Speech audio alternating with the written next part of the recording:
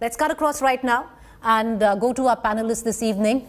I have Aparajita Sarangi, BJP MP, Sanjay Jha, political analyst, Javed Ansari, senior journalist, Rahul Srivastava, our national affairs editor. I welcome you all to the debate. Aparajita Sarangi, how political was this decision to award the Padma Award to Ghulam Nabi Azad? A very good evening. I think all of us need to unitedly congratulate all the 128 Padma awardees. We are aware of the fact that 4 people have been awarded Padma Vibhushan, 17 Padma Bhushan and 107 Padma Shri. So I think this is the time of celebration, this is the time of jubilation, and this is the time of congratulating all these people who have been selected on the basis of merit. You know, as far as the selection of these people is concerned, I can say with all confidence or conviction at my command that there is no other consideration except the fact that they have done extremely good work in their respective areas, whether it be politics or public affairs or medicine or business, any particular area you can talk of. So they have done commendable job, and that is why they have been awarded. Now, it's very unfortunate that whatever Prime Minister Modi does or his team does invites negative reaction from the Congress people. Every positive action of PM Modi has an equal and opposite negative reaction. This is extremely unfortunate. Now, if Amar Jyoti is merged with the eternal flame at the National War Memorial, the Congress has problem. If the hologram statue of Subhash Chandra Bose ji is unveiled by the Honorable Prime Minister, the TMC and the Congress have problems. So I think this is high time we learn to appreciate the good that's being done by the government. This has been done with, I would say with a lot of good intentions. And I think we all need to thank Honorable Prime Minister and his entire team for their generosity and broad-mindedness. Who is Ghulam Nabi Azad? We are all aware of the fact that he has been a stalwart in politics. He was the Chief Minister of Jammu and Kashmir. He was also the leader of the opposition, and he has been a towering parliamentarian. So I think we all need to see the good work that he has been doing. Let us not look at the role that he played as the G23 leader. Yes, whatever he felt, he had the courage to speak out. What's wrong in that? Okay. I mean, he felt that the Congress party needed to look within themselves and needed to correct themselves. Okay. Needed to change their course of action. So I think what's wrong in that? I think the entire Congress party should be obliged to Shri Ghulam Nabi Azad for saying the truth, for speaking out the truth. What's wrong in that? All right, Sanjay Jha, for somebody who's been very much in the fold of the Congress, do you think this is being the leader of the G20? Right, ma'am. Sanjay Jha, do you think this reignited the Congress versus Congress war once again? Because even if you look at it, the adulation, the congratulations are only coming in from the G23 members, and criticism with the likes of Mr. Jairam, Ramesh. Well, Preeti, to be honest, I partially agree with what Aparajita ji has said, because, while there may be political differences of a very aggressive kind, very often it gets very toxic as well. Both the BJP and Congress are competing for India's mindshare, and that's inevitable. Let's agree with that. But the truth is that, there are moments we need to be bipartisan. I don't agree with her on the India Gate and the Netaji Subhash Chandra issue. We can debate that at some other point. But I do feel that, I know Ghulam Nabi Azad ji quite well, and he's had an excellent career. He's one of the nicest people, you meet at a personal level, humble, modest, very likable human being. And it's very good to hear that the BJP is actually recognizing him. I'm of the opinion that no matter how polarized it is, and with due respects to Aparajita ji, I will say that, her party has created an environment which is, made it extremely, opposing ends. But there are moments we need to be less cynical in politics, Preeti. And I'm of the opinion that if Mr. Azad has been recognized by the BJP or the NDA I would take it in the right positive spirit. And let me add this point. Tomorrow, if the Congress were in power, and it can happen that in 24, let's assume this is a Congress-led government or an opposition-led government.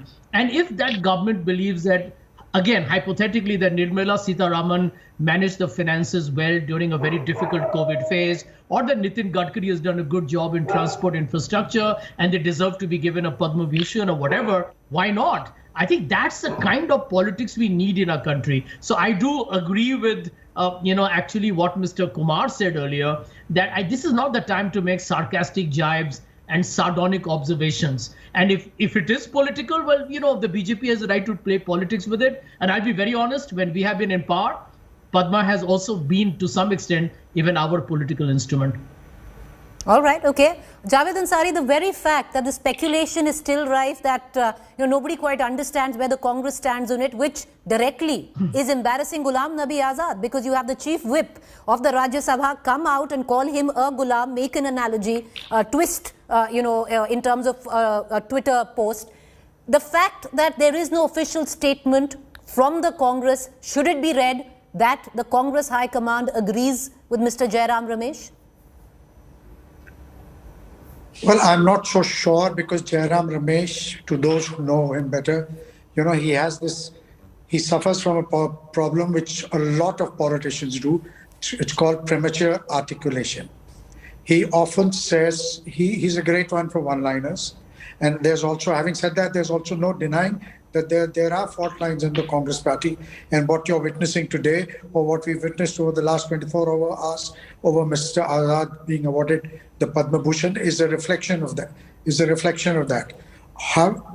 Mr. Ramesh does not necessarily always speak for the party high command. He's given to making these smart aleck quips. I'd like to believe that this is one of them. The Congress high command may not be jumping with joy at Mr. Azad being, or any other congressperson being awarded by the BJP government. But I do not think that they will take a public position where they are seen as being critical of it. The very fact that they haven't congratulated him, it conveys a message. I do not think they will go to the extent of publicly taking a position or asking one of their own. I do not see the harm in Mr. Azad accepting it. There are instances where people have refused and there is a mandatory provision that before a name is announced, the Home Ministry checks in, informs the person. In Mr. Buddhadeb Bhattacharya's case, the same thing happened. He refused. Two other awardees from Bengal have refused. Mr. Aksar earlier in the day, many years ago, had done. There are any number of people who do it. There's no point in creating an unseemly controversy. Mr. Jairam Ramesh is entitled to a view, but since he's also the party chief whip, he ought to have kept his powder dry rather than come up with this smart aleck tweet. It may have got him. It sounds good and it gets you a lot of play, but it does more harm than good. With what Javed says, and I want to bring in Rahul Srivastava, National Affairs Editor, in this, the very fact, Rahul Srivastava, that the High Command till now, neither Rahul Gandhi, neither Priyanka Gandhi, neither Sonia Gandhi have come out, openly acknowledged the award, either congratulating or being critical of it, completely ties into the critique of the BJP that the Congress is insulting a national honor. Yes, Preeti, I think, see what Javed has said. Somebody like Jairam loves these quick one-liners. But the fact is that the genesis of all this, what is transpiring after Mr. Ghulam Nabi Azad was conferred the award, is the fact that what is happening inside the Congress. Sometime in December, Ghulam Nabi Azad launched a blitzkrieg of public rallies in Jammu and Kashmir, and it was seen that perception was that he's going to start his own party. 20 odd people in Jammu and Kashmir Congress party started quitting the party. And perhaps to check that, the Congress party appointed him as one of the star campaigners for the party in Uttar Pradesh elections. Now, within 24 hours of that, you have the Padma Awards. Now, Padma Awards is a long process, so it must be sheer coincidence that it happened. But somewhere the crisis in the whole issue is that Congress is a party of the Congress is suffering right now what is called, can be called the silence of the beleaguered. It's a party waiting to exhale. The issue of G23 has not been sorted out. It's been brushed under the carpet. Now these top leaders of the party are facing virtual suspension for the last 2 years since they wrote that letter. There are young Turks who are leaving the party. In that scenario, the Congress does not want to take a stand on the issue. It will like multiple voices. One is Jairam, one is Kapil Sibal, one is somebody else siding with Ghulam Nabi Azad, backing Ghulam Nabi Azad. I think it will like that kind of a situation to prevail because that suits the Congress and the High Command, that it escapes taking a stand on any issue, even if it is perhaps some kind of a veiled insult to the Padma Awards. You know, I'm going to go back to Ms. Sarangi, but very quickly, you know, Rahul, how much does it have to do with the fact that he was a part of the G23? He was the one who actually sent the letter, because right after that happened, when the infamous G23 group of the Congress, which didn't quite agree with the High Command at that point of time, how much did that play in? Because the Congress sidelined him after that. Ambika Soni told to speak to G23, nothing quite happened. Congress didn't back him on the Rajya Sabha seat, which he had to let go of. Or what went down? Javed, I know you want to come in. Let's, Rahul Srivastava, would you want to quickly make a point? I'll go to Mr. Ansari there. No, Preeti, one point. Mr. Jha, yes, coming in. Preeti, yeah. Opposition leaders were not given Padma Awards. Atal Bihari Vajpayee and Mr. E.M.S. Nambudri in 1992 got it because it was a different Congress regime led by Narasimha Rao. He was short on support in his own party, short on numbers in parliament, and Atal Bihari Vajpayee and Narasimha Rao were very good friends. Mohan Dharia got it in 2005. He was a congressman who went to the BKD. Right. Now these are very rare cases. Now when Ghulam Nabi Azad and others are included, Pranab Mukherjee given Bharat Ratna, S.C. Jamir given Padma Award, these are inclusive steps, but they do have a political spin. The Congress realizes that the BJP is actually playing in the fissures which are operating inside the Congress. And that's why the Congress cannot take a stand on it, because it knows what the intent could well be. Sanjay Jha, you wanted to quickly raise a point? You know, my point is very simple, Preeti, that if it is political, I don't think there is anything wrong with that, right? Because, you know, end of day, this is the way everyone plays politics. It's election time. People are making a pitch if they believe somebody is vulnerable or susceptible. But I want to say this with a lot of responsibility on your show, that the members of the G23 are known to me. I talk to them very often. Some of them are particularly close to me. And I don't think anybody in the G23, including Ghulam Nabi Azad ji, anybody is ideologically malleable. I don't think anybody, I know of them, I'll be surprised if that were to happen, has any intention whatsoever to leave the party and join the BJP. So I would make this very categorical, that I think we need to be very calm here, that if the G23 were to have left the party, they would have done it long time back. I think everybody wants a stronger Congress, a resurgent Congress, a Congress that actually fights the BJP aggressively on the political battlefield. And I think that is a right everybody has earned. Because let me tell you, there are no favors here that somebody was a minister or somebody was an MP. They are political assets. They have their capital at the ground level, and they have done well. On this issue, I want to just say one last point. I do believe we should be less cynical. Politics is anyway terribly toxic. If the BJP has recognized Mr. Azad, I think we should take it in a good spirit and move on. Ms. Sarangi, you know, the fact is, why is it so difficult for the BJP to also admit that this could very well be a political move? There's, a lot of bonhomie we've seen between Mr. Azad, Mr. Modi. The Prime Minister gave him a tearful farewell where Rajya Sabha was concerned. We've had both of them praise each other on many occasions. Possibly Mr. Azad would have been of late, recent memory, the only Congress leader who entered, at the Ambedkar Center, if I'm, not wrong, and I'm sure Rahul Srivastava will know, that there were banners put up of him, which was a BJP function. You know, you didn't choose any other old Congress politician. You chose Ghulam Nabi Azad. See, can't we sometimes refrain from indulging in dirty politics? Everything is not political. And we should not have that kind of temperament every time we do something with the best of intentions. Can't two individuals have good relationships? Sri Narendra Modi ji, the Prime Minister of the country, and Sri Ghulam Nabi Azad were good friends, are good friends, and would continue to remain good friends. What's wrong in that?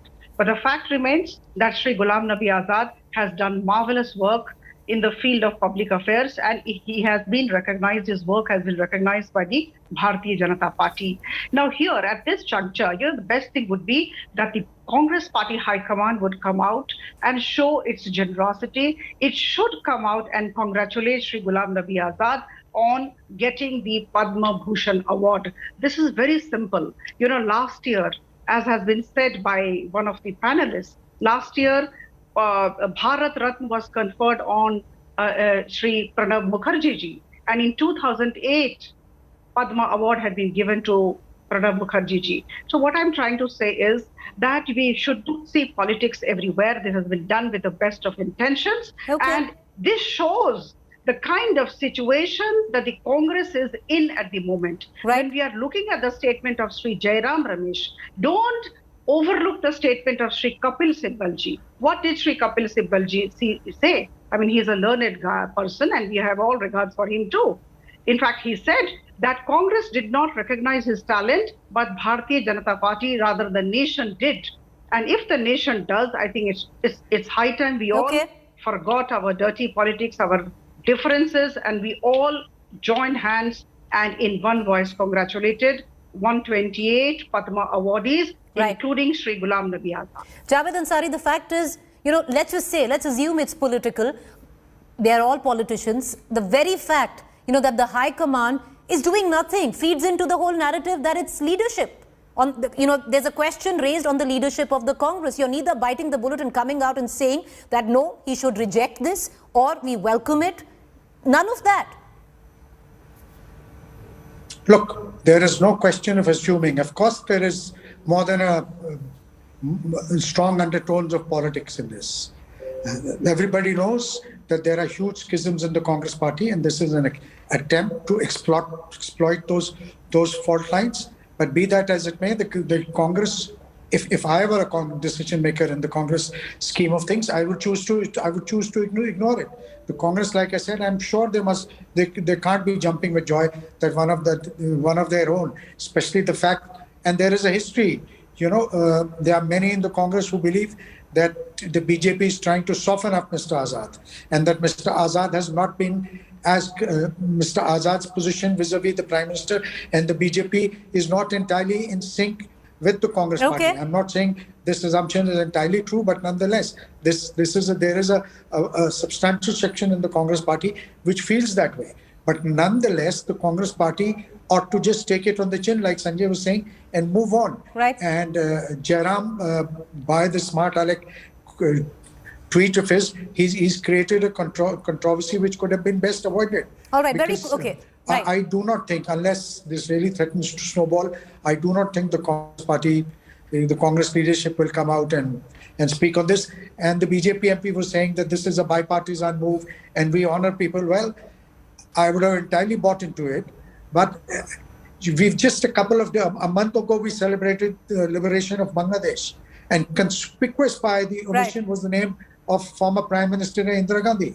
And the whole world knows the kind of role she was she was the chief architect of the liberation of Bangladesh. And there was not even a passing mention to Indira Gandhi. All right, so you can't be selective in this kind of recognition, but then I don't expect better political parties. But that's something Sanjay Jha has also said when the Congress was in in its term. It was selective. It did play politics through these very awards. The BJP is doing the same. Rahul Srivastava, I'll bring you in on this, and very quickly, if you can just encapsulate this for us. This will now only go on to unmask the churning which is going on within the Congress. You have an RPN Singh who left just 2 days ago. Now you have what's going on in terms of the friction where the G23 comes into play.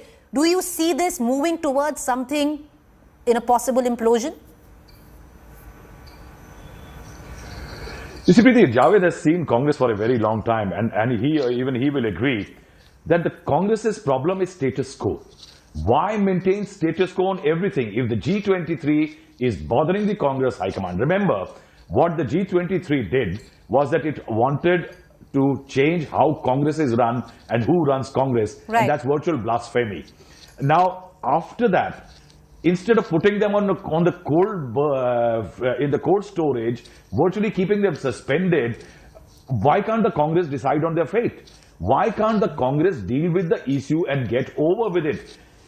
Since the fault line is festering, right, the BJP has a playground to play in it. Will the fault line widen, Rahul? Why don't you with the results of elections in 5 states? Yes, either way, either it gets bridged or it widens further?